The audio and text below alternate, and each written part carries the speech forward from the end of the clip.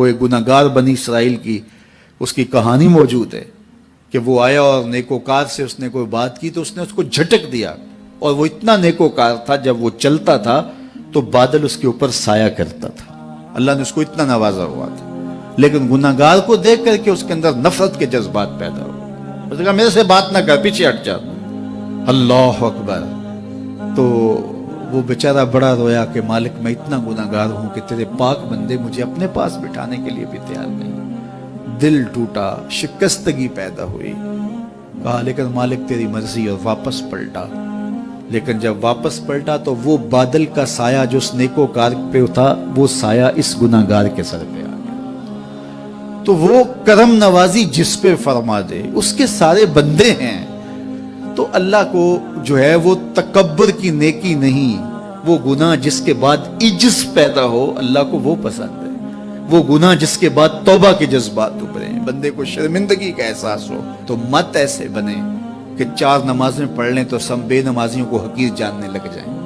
تھوڑا سا کام کر لیں، صدقہ و خیرات کر لیں تو باقی مالداروں کو حقیر جانے لگے۔ آپ کو دین کے کام کی توفیق مل گئی ہے تو آپ دین کے ٹھیکیدار بن کے بیٹھ جائیں کہ میں اتنا بڑا جلسہ کروایا، اب میرے علاوہ تو کوئی یہاں مسلمان نہیں رہتا، میں ہی سب سے بڑا عاشق رسول ہوں اور میں ہی سب سے بڑا مسلمان ہوں۔ نہ، ایسا نہ کیجئے، اللہ نے آپ کو توفیق دی، آپ نے لوگوں کو دعوت دی، پتہ نہیں کس آنے والے پہ کتنا کرم ہوا ہے، یہ تو ان کی رحمتیں ہیں، وہ جس پہ چاہے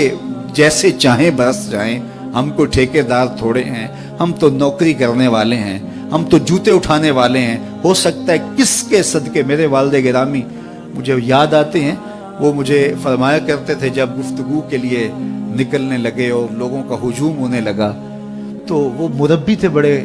اور بڑی حکمت کے ساتھ جو ہے وہ کوئی نہ کوئی بات سمجھاتے رہتے تھے۔ تو ایک دن فرمانے لگے کہ ایک خطیب تھا، بظاہر اچھا خطاب کرتا لیکن اندر سے وہ اتنا اچھا نہیں تھا، تو جب وہ فوت ہو گیا تو وہ بخشا گیا تو اس نے اللہ سے کہا کہ میرے مالک میرا تو کوئی عمل ہی نہیں ہے کہ میری بخشش ہوگی اور میری مغفرت ہو گئی۔ تو فرمایا کہ ہاں ہم تجھے جانتے ہیں، لیکن ایک دن تو کہیں واز کر رہا تھا، میرا ایک بندہ بیٹھا تھا، اس کو پسند آ گیا، میں نے اس کے صدقے تیری مغفرت فرمائی۔ اٹھ فریدا ستیا تے میلا ویکھن جا، اٹھ فریدا ستیا تے میلا ویکھن جا، وت کوئی بخشیا مل جاوے تے تو ہی بخشیا جا۔ تو پتہ نہیں کس کے صدقے سے اللہ رحمتوں کا نزول فرماتا ہے، بے عمل کو دیکھ کر کے اس سے نفرت نہیں ہے، نفرت تو گناہ سے ہے، گناہگار سے نہیں ہے، لیکن کوشش کی جائے کہ یہ عمل بد چھوڑ دے۔ اللہ اکبر۔ ایک جنازہ گزرا اور وہ جنازہ کسی غیر مسلم کا تھا، تو چشمان رحمت میں آنسو آ گئے، تو صحابہ نے پوچھا کہ حضور یہ یہودی ہے یا عیسائی ہے،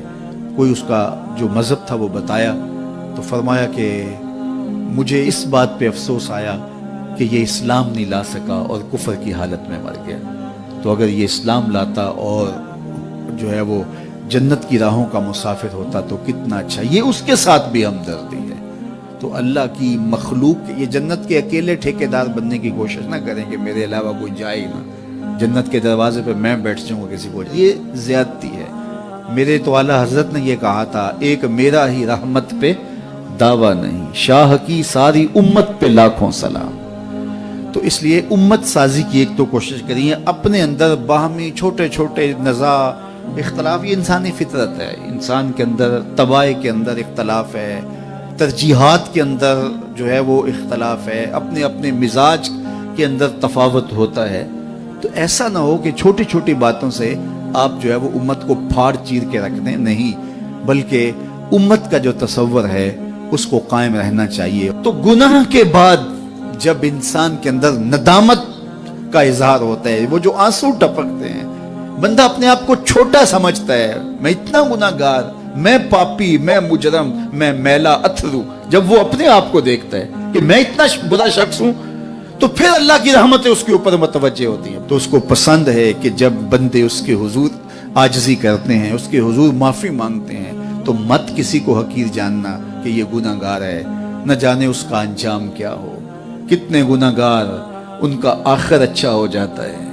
کتنے نیکوکار ان کا آخر اچھا نہیں ہوتا۔ انما الاعمال بالخواتیم، وہ تھی تو فاحشہ عورت لیکن ایک کام کیا کہ ایک کتے کو پانی پلا دیا، اپنے دوپٹے سے جوتا باندھ کر کنویں میں لٹکایا اور اس کو پانی پلا دیا۔ حدیث پاک میں آتا ہے اللہ اس کے صدقے سے اس کی خطائیں معاف فرما دی۔ اور ایک نے بلی کو مار دیا خاتون کو، اور وہ جہنم کی آگ میں جلنے لگی۔ اس لیے کون کس کا انجام کیا ہوتا ہے؟ ہمارے بزرگ فرماتے ہیں کہ بچے سے پیار کرو کہ اس کے گناہ کم ہیں، اور بڑے سے پیار کرو اس کی نیکیاں زیادہ ہیں، اس کی نیکیاں زیادہ ہیں۔ چھوٹے سے اس لیے پیار کہ اس کے گناہ کم ہوں گے، اور بڑے سے اس لیے پیار کہ اس کی نیکیاں زیادہ ہوں گی۔ اور اسی طرح جو ہے وہ خیال کرو کہ ہو سکتا ہے اس کا انجام بخیر ہو جائے اور اس کا آخر کتنا خوبصورت ہو، تو مت کسی کو حقیر جانیے گا۔ ایک میرا ہی رحمت پہ دعویٰ نہیں، شاہ کی ساری امت پہ لاکھوں سلام۔ تو حضور کی امت سے پیار کرو، مخلوق خدا کو جوڑنے کی کوشش کرو، اور آقا کریم علیہ الصلوۃ والسلام نے یہ جو امت کا تصور دیا اور کہاں کہاں سے لا کے کہاں کہاں کے افراد کو ایک گروہ میں، ایک جماعت میں اور ایک امت کے اندر پرویا، ایک لڑی کے اندر پرویا، اس امت کو امت ہی رہنے دیا جائے۔ اللہ مجھے آپ کو اپنی پناہوں کا حصار عطا کرے۔